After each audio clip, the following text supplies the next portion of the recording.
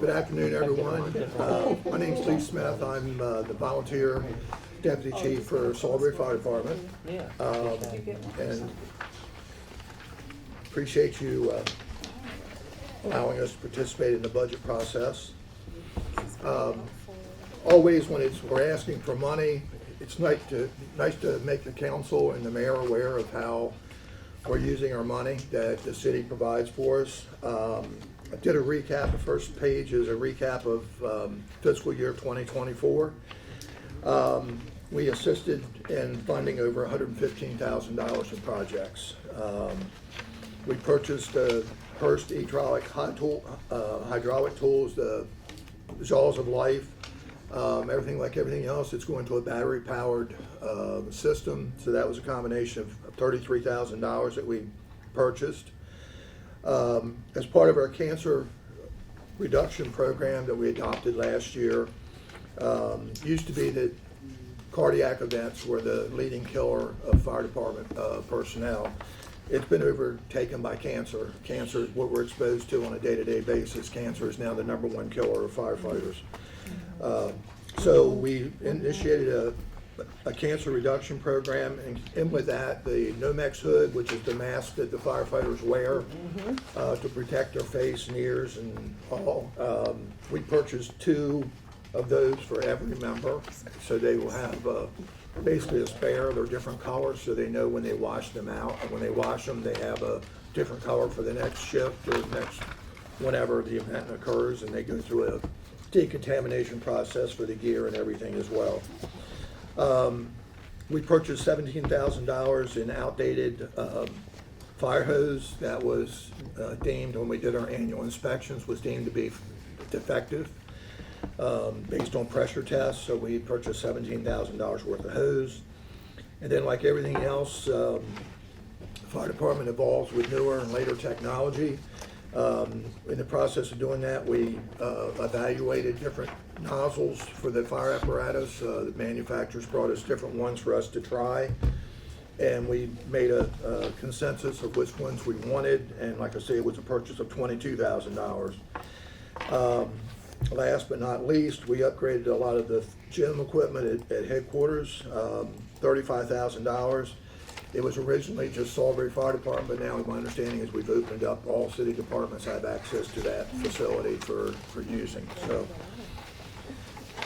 So our request for fiscal year 2025, we're asking for the allocation of the $40,000 per station, total of $80,000. With that, we look to fund other projects as well. Some additional things that we're looking to fund with that are additional thermal imaging cameras. Thermal imaging camera is a camera that the firefighter wears on his gear. So in complete darkness, they can see shadows, they can see a person, a dog, whatever. They can see. Basically, it's giving them the capability to see through the smoke, and everything. So we want additional ones of those. It also provides safety for the firefighter to be able to get out. They can see a lightness of a door or a window. We want to work on additional Hurst tool upgrades to the e-hydraulics. They're not cheap. They're $33,000 to outfit, but we want to work on getting the whole department standardized on the same equipment. We have some 5-inch supply line, which is the large diameter hose that we use on engine 1 and engine 2 that are 15 years old, that we want to look at replacing. And we also have a committee together that's reviewing some new high-rise packs for the high rises we have now. Up until a couple of years ago, the tallest building we had was One Plaza East, which was 7 stories. Now we're into 12 stories, and we're talking about possibility of even having taller buildings built in the city. So, and that's, we're going to evaluate the best for our personnel as far as high-rise packs. Calls for service continue to go up. Chief Toll's certainly aware of this. 2021 was a milestone. We did 15,160 calls, fire and EMS calls. In 2022, we exceeded that, 16,070 calls. 23, 16,314 calls. And in our first quarter of the year, it doesn't look like it's going to let up any. We're at 4,210 calls for service. So the items that I've requested, like, are pretty much a necessity, would be, I'll kind of maybe jump around here. The apparatus is getting to be an aged fleet. We have a couple of engines that, I understand one of them is being replaced, scheduled to be replaced this year. They're 2009, so they're 15 years old. Will be another 3 to 3.5 years before, when we order it, if we're successful in getting the one, when we order it, we have about a 3 to 3.5 year lead time as far as getting it. Support the SAFER grant. The 12 employees that are funded under that program is critical because of the amount of calls that we're running now. It's critical that that remains part of the budget. We've replaced some of the handheld radios, and we're asking for the additional rating for the radio funding. Assistant Chief 1 vehicle, which I understand has also been passed through as approved item, supporting the replacement of that. Calls for service and age and maintenance costs on that are starting to build up. Then as far as highlights from a volunteer component, we're excited that we're bringing back the cadet program. Wycombe County Board of Education is beginning or bringing back the firefighter EMT program at CTE program at Parkside High School. They're going to take approximately 15 students to run through that. It's going to be a 2-year program. They'll receive fire training. We had this a few years ago and they dropped it. There'll be fire training held at Parkside in combination with utilizing Station 16 for everything except for burns. They'll have to go to Princeton for the burns. The second year of it will be held at Warwick Community College, the EMT program. They'll receive about 12 continuing ed credits for that, so they can continue with their credits attending college. They can continue to become a paramedic, whatever they want to do, but we're excited about that program. In order for them to get in that program, they have to be affiliated with a fire department. They have to be a member of XYZ company. And in order to be accepted into the program, they have to be a member of one of the county fire companies. So we're actively recruiting and trying to get as many of those we can to be volunteers and, you know, possibly career members as well. We're always committed to the fire department's mission statement and the budget. I know that Chief Frampton met with you earlier today and made some requests for an inventory package. You know, we definitely support that. You know, the allocation or reallocation of the inspector position to become a fire marshal.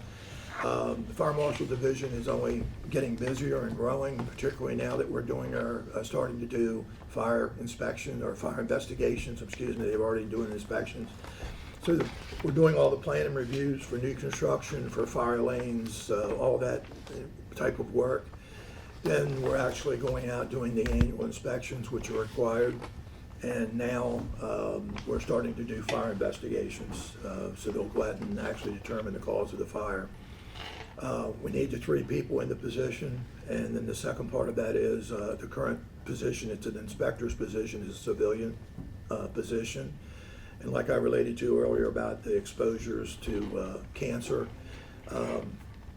by him being a civilian, he doesn't meet the same requirements as a firefighter or a fire marshal would receive as far as benefits if something were to occur down the road. So those are pretty much what I would, being a part of the administration, I support what the fire chief has submitted to you all for approval, and I'll open it up to questions, and anybody has any questions, you know, I appreciate your time and always appreciate your support.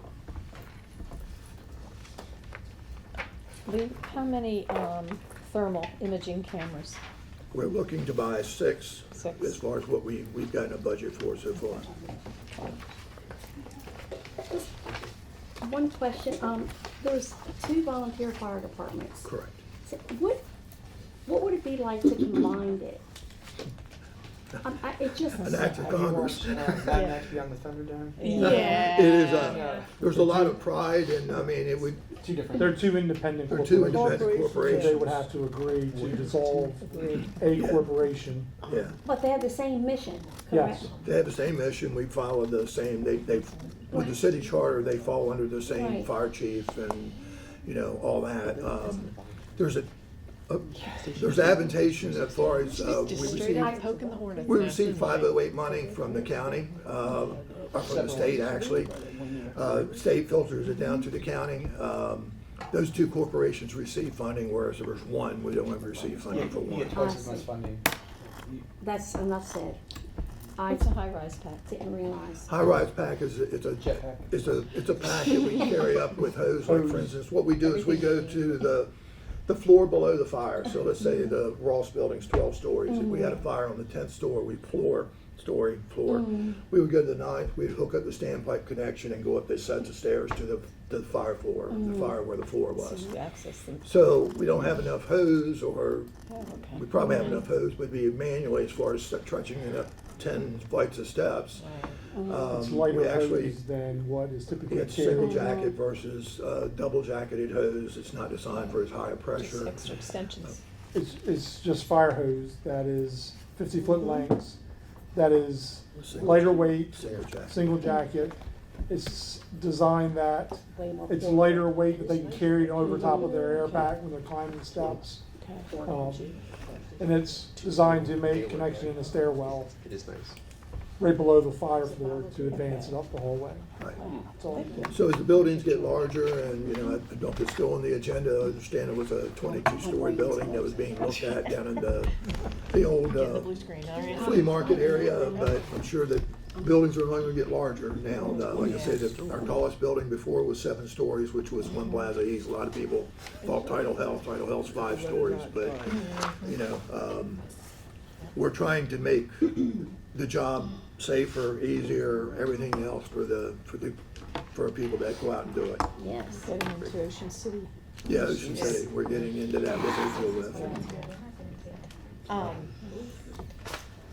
Something caught my eye, says you have several projects that you're discussing to improve the level of service. Can you talk about what those are? Yeah, well, we have the thermal imaging camera, which is a Okay. safety issue. I think we've been hit with a new task since the access control system at the 3 fire departments, the 3 buildings, is failing. And it's not being supported by the manufacturer anymore, so Chief Frampton has also thrown that in there to see if we can get volunteer funding for that. That's about $33,000 for the 3 fire departments, 3 different buildings. 16, of course, is the largest, because we have the most doors. We've also, She's not on the schedule. some training equipment we talked about purchasing. We talked about, like I say, training props. We talked about doing that. And then the fire hose replacement of additional fire hose on the other apparatus, things like that. Okay, I just wanted to make sure Yeah. if it was something that you had already mentioned. We want to try to prioritize the safety aspects of it first. Like I Right. say, the thermal imaging cameras and things like that. We Okay. want to focus on getting those in service because they are something they use every Right. day. What do they cost? They're about 30, the small ones are about 3,500 hours per unit. Okay. Yes, sir. Thanks. No, I was just going to say thank you. I appreciate Thank you you. detailing this for us, and look forward to the work you all continue to do. I appreciate it. Thank Yes. you. Thank you for your Couldn't do time. without you.